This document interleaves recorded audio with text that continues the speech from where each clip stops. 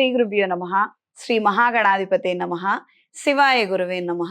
Mulugu Shivajyothi channel ప్రేక్షకులకు నా నమస్కారాలు.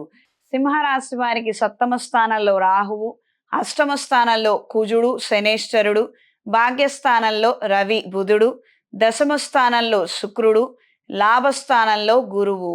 కొత్త ఉద్యోగ ప్రయత్నాలు అంతంత మాత్రంగా ఉంటాయి.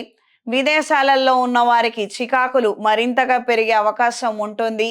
ఈఎంఐల విషయంలో కావచ్చు, ఉద్యోగ ప్రయత్నాల విషయాలలో కావచ్చు, అలజడి కలిగినటువంటి అంశాలు ఎక్కువగా ఉంటాయి.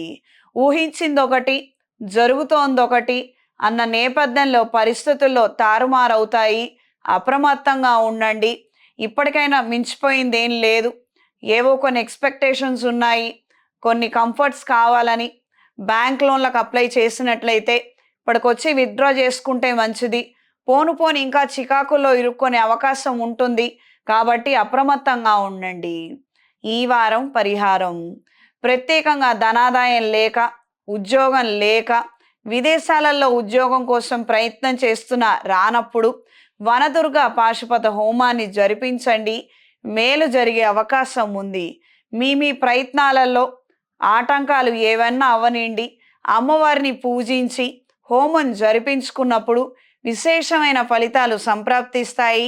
అనుకున్న కార్యక్రమాలలో విజయాన్ని పొందుతారు. ఈ రాశిలో జన్మించిన స్త్రీలకు కొత్త ప్రయత్నాలు అంతంత మాత్రంగా ఉంటాయి. సంస్థలో కొత్త వారిని చేరదీయవలసినటువంటి పరిస్థితులు ఏర్పడతాయి.